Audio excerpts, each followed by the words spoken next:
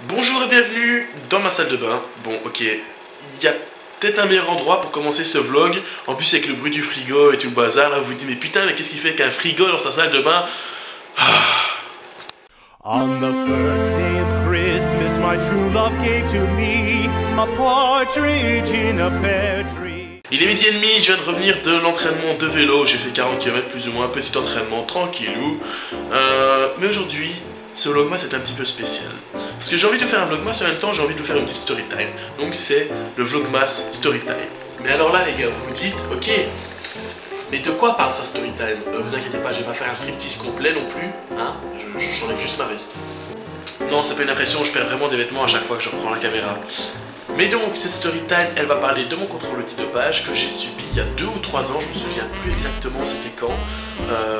Et alors, avec cette histoire, il y a aussi l'histoire de comment j'ai cassé mon vélo, parce que tout est lié. Et oui, les Illuminati, le triangle, tout le bazar. Ah, voilà, ça fait du bien d'être propre. Alors, ce vlogmas va être un petit peu plus long, j'en suis conscient, voilà. Mais c'est pas grave, c'est pas pour une fois. Donc voilà, en fait, je vais vous raconter cette histoire. Donc, à la base, dans ma cave, en fait, je vous mettrai un petit schéma en photo, voilà, dans ma cave, il y a les escaliers, et moi je mettais mon vélo juste en dessous, parce que c'était pendant les grandes vacances de l'été 2014, et j'allais rouler très souvent. Donc je me suis dit, 2015, c'était 2015 je pense, enfin bref, je me suis dit, je vais mettre le vélo là, de toute façon, il peut rien lui arriver, tout ça. Le vendredi soir, mon père revient d'avoir fait les courses, et vous voyez le 7-Up, non c'est pas un placement de produit, hein, j'ai pas assez d'abonnés pour ça. Le 7-Up, donc c'est ces boissons, genre un peu comme le Sprite. Donc voilà, c'est pas un placement de produit non plus, vu que j'ai toujours pas assez d'abonnés. En fait, il a mis ce pack à l'entrée de la cave. Sauf que pendant la nuit, le chat est passé à la cave et a fait tomber le pack de 7-Up tous les escaliers. Et ensuite, les escaliers, qu'est-ce qu'il y avait? Mon vélo. Alors là, vous vous dites, oui, ok, c'est pas grave, voilà. Non, si, c'est très grave, parce qu'en fait, le pack de 7-Up, voilà. Il a été tapé dans le haut banc arrière de mon vélo, hein, le felt que vous avez vu dans le vlog le dernier vlog. Et moi, c'était le matin de ma course, donc je me lève tranquille le samedi, je dis oh ça va, je prends mon vélo, et je me rends compte que le vélo est cassé. Voilà, impossible de l'utiliser. Donc là, vous vous rendez bien compte qu'il y a un souci, je vais pas rouler avec un vélo qui est fendu. Alors à l'époque, j'ai qu'un vélo, je venais de revendre mon second vélo qui était un Viper. Je me dis merde, je suis un peu dans l'embarras là, il reste un vélo. Alors le vélo qui restait c'était un Gitane, donc c'est une vieille marque de vélo. L'ancien vélo de mon père. Donc voilà, un vélo en alu, même en acier trempé, je sais pas en quoi il était fait, mais un truc de dingue. En frein déjà, donc je mets vite fait des freins dessus, mais bon ça freinait pas des masses. Et alors surtout, vu que en débutant, donc la catégorie où j'étais, il fallait un braquet maximum, pardon. Et ben j'ai dû mettre mes roues sur son vélo. Donc en fait il n'y avait aucun changement de vitesse, autant à l'arrière qu'à l'avant.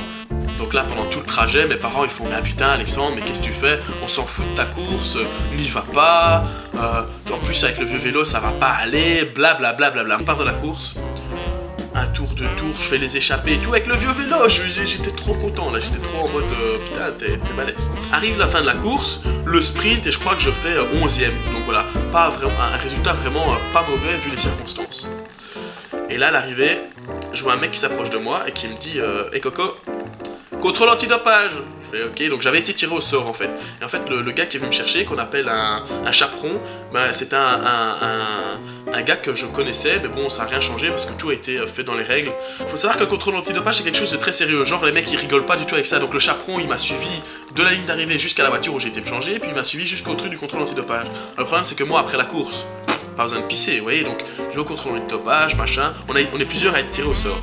Il y en a qui quand j'arrive, il y en a déjà qui ont été faits. Là, il faut pisser, je vais le dire comme ça, une quantité minimum de pisse pour que ça soit valable. Donc le mec, il n'avait pas réussi, donc il ressort.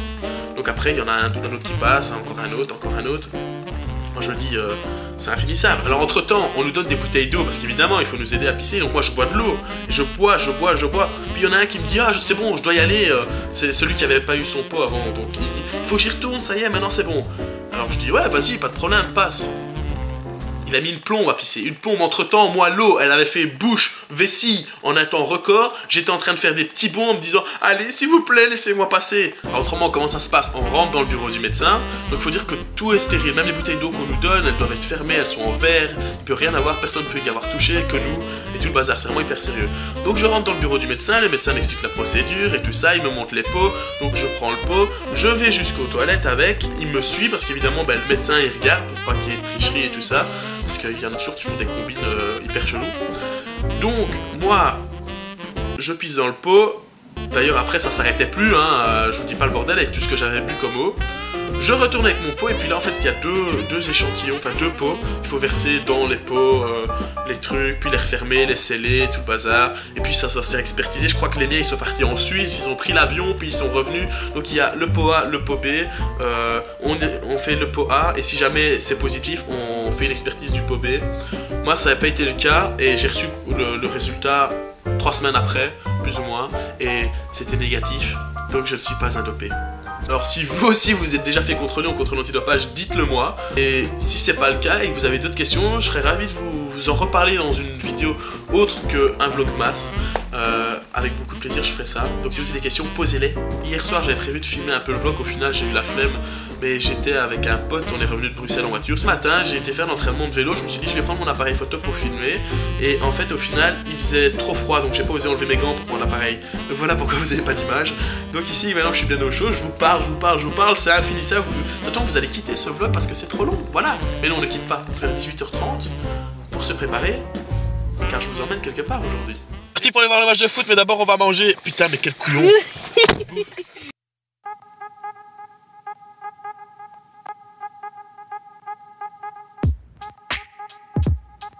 Bon bah je vous explique, en fait on a trouvé une place tout de suite alors que d'habitude en ici il faut attendre genre 30 minutes.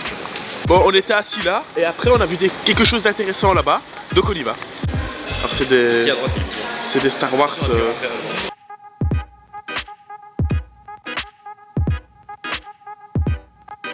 Arrête de me filmer comme ça toi. Allez dis coucou. Coucou. Tu veux dire coucou aussi? Coucou.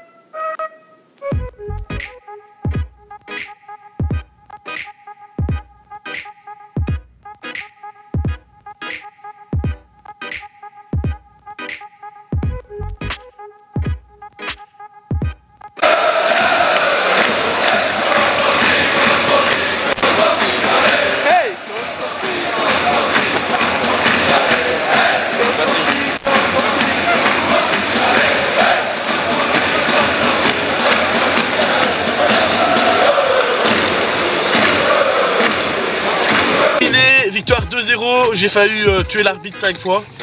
Mais au final, non, c'est bon, j'ai dit bon là, non? Non, j'ai failli. J'ai failli? Ouais. Mais je viens d'aller au foot, hein, les gars, donc je parle plus français. Hein.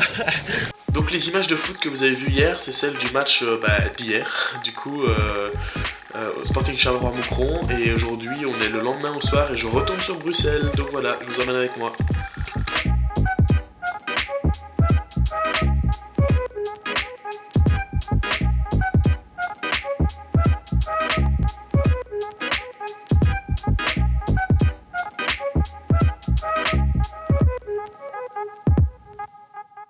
Alors bonsoir, je suis à Bruxelles.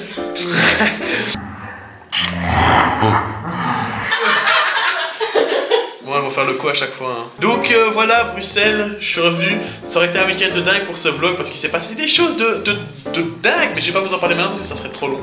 Mais je ferai une story time spéciale sur ce vlog, je pense. Voilà, c'est la fin de ce vlogmas. Si cette vidéo t'a plu, n'oublie pas de mettre un petit pouce bleu. Et si elle t'a pas plu, mettre un petit pouce rouge, c'est aussi simple que ça. De laisser un commentaire, de partager et surtout de t'abonner. Salut, salut!